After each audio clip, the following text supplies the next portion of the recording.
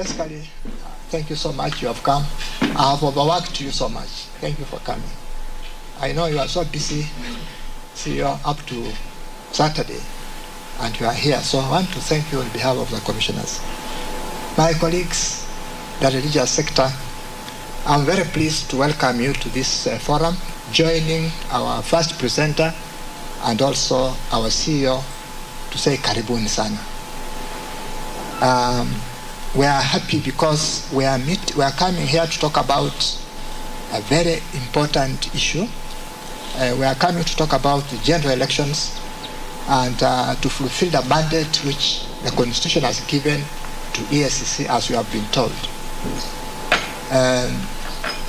That mandate, which also involves law enforcement, that mandate which also involves prevention, which also involves public education, promotion of standards and practices of ethics and integrity, just as Mr. Moy has taken us through. It is our mandate together.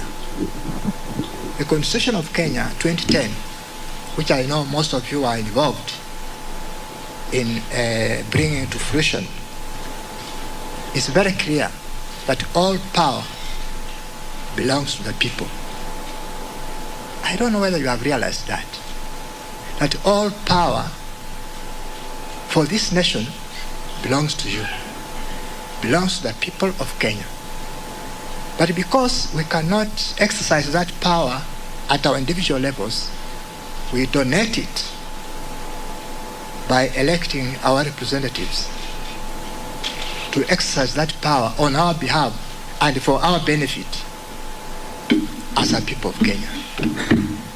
And as religious leaders, it's our duty to educate people so that they are able to understand that it is them who have the power to put people in positions of power. And therefore, those that are elected are our servants. They are not our masters. And this Constitution, again, just as the first presenter that you have put it very clearly,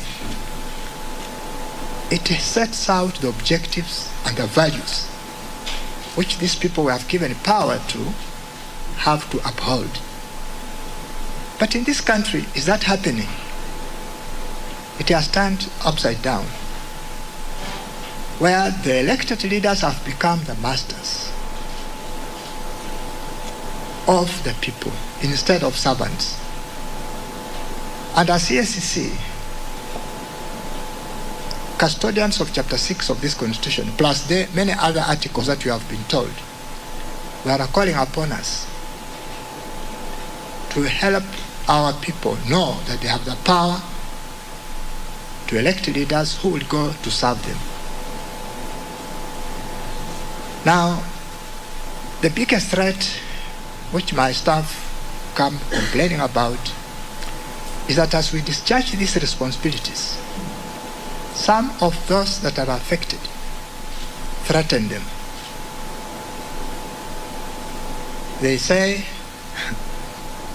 mnatusumbua saa hii, wacha tufike huko kwa bunge mtaona.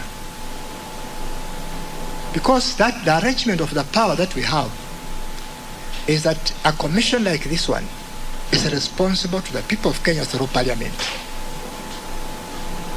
And it is Parliament that makes the law, the acts and whatever that make this Constitution operational.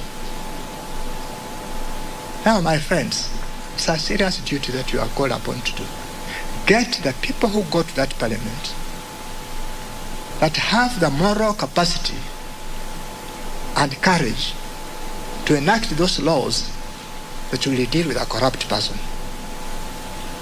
But if you elect those who are already having issues with EACC under law,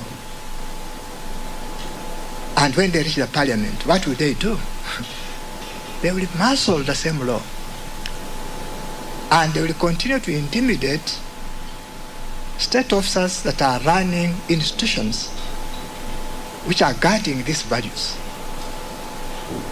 And so we have called each other here for a discussion, and not just a discussion, for a strategy We have almost 40-something days left.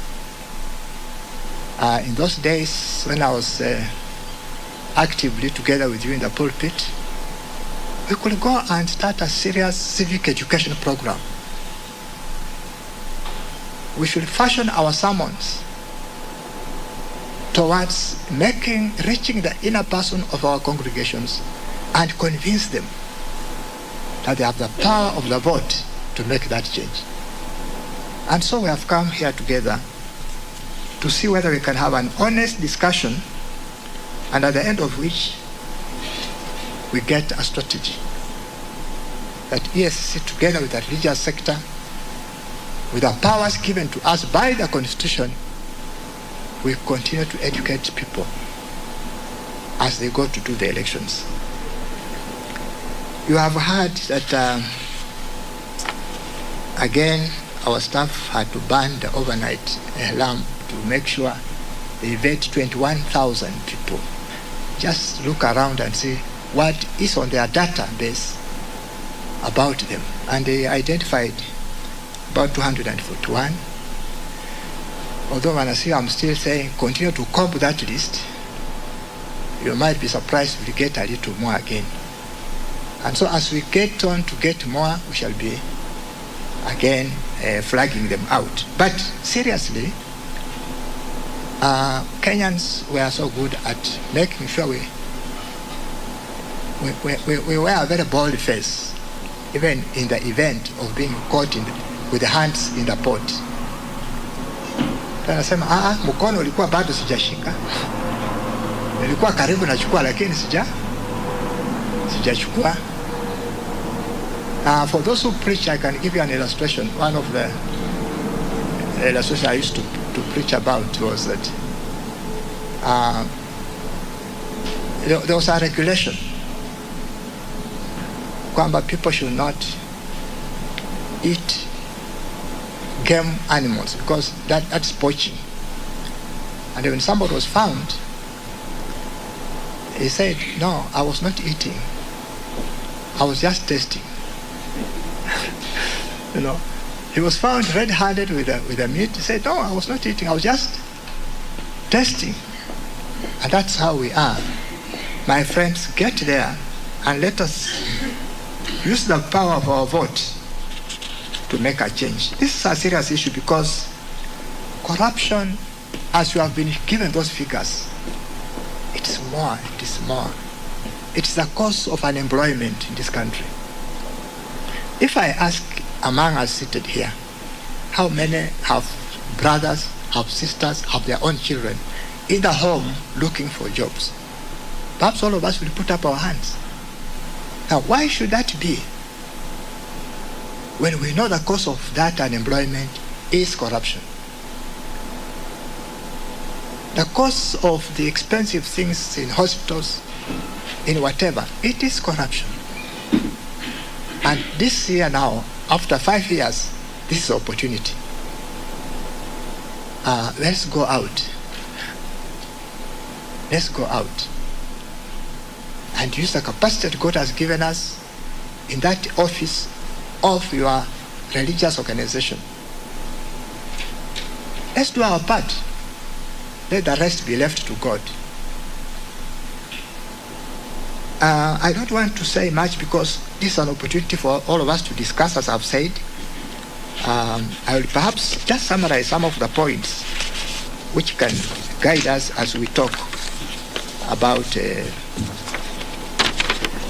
what we want us to do. Because as I've said, this is our meeting.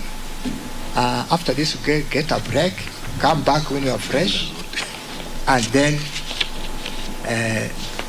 put your thoughts on the table and let us have them actioned on as we leave this place. First, clergy from all faiths, let us utilize the positions of social and moral influence in advancing the call for citizens to take up their civic responsibilities and elect leaders of integrity. That's one. The influence that we have, let us use it to call upon our people to elect people of integrity. We also ask our citizens because they are our last resort, as our CEO has told us. They are the last people to vet. If these people have passed our office, they have passed the IEBC's office, they are not yet through with the voter. So they should proactively undertake an ethical and moral evaluation of all candidates contesting elections with a view to electing only men and women of integrity. This is a good pathway to good governance after the elections.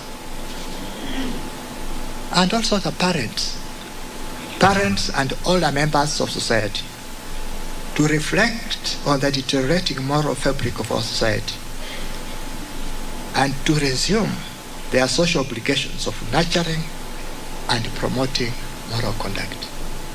Sisi wetu wazazi,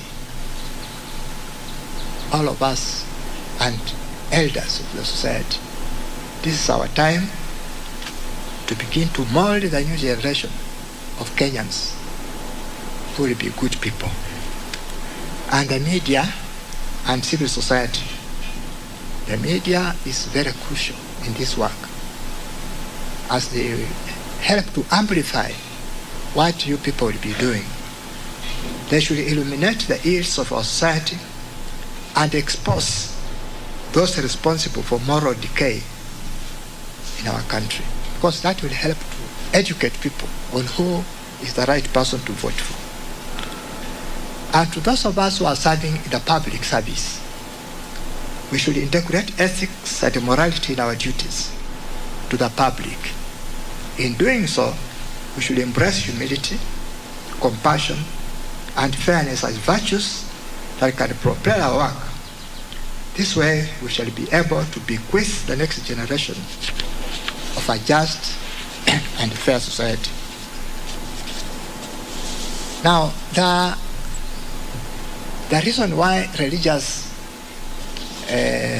people can do this is basically that's our work, that's our God, our calling by God.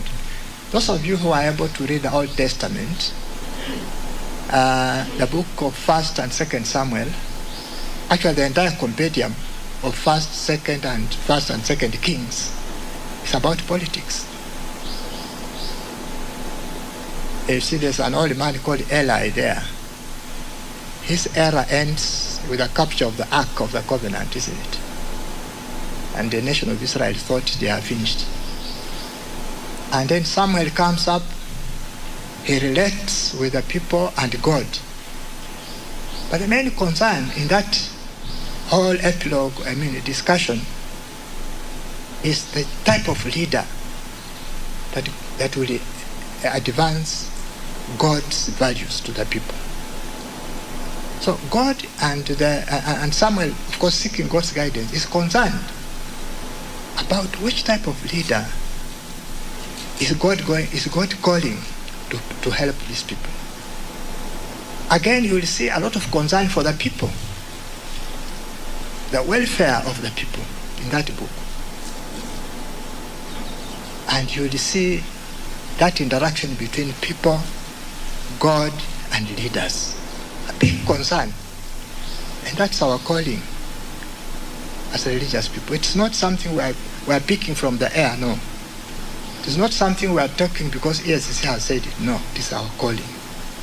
And so I encourage you to pick up that calling and let us go out. I know we shall do it. I was sharing with my brother, Father Mutie, who told me he has not lost hope.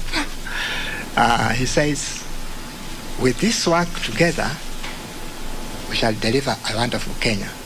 So with those many remarks, I want to say thank you so much, and officially want to declare our meeting open. Thank you.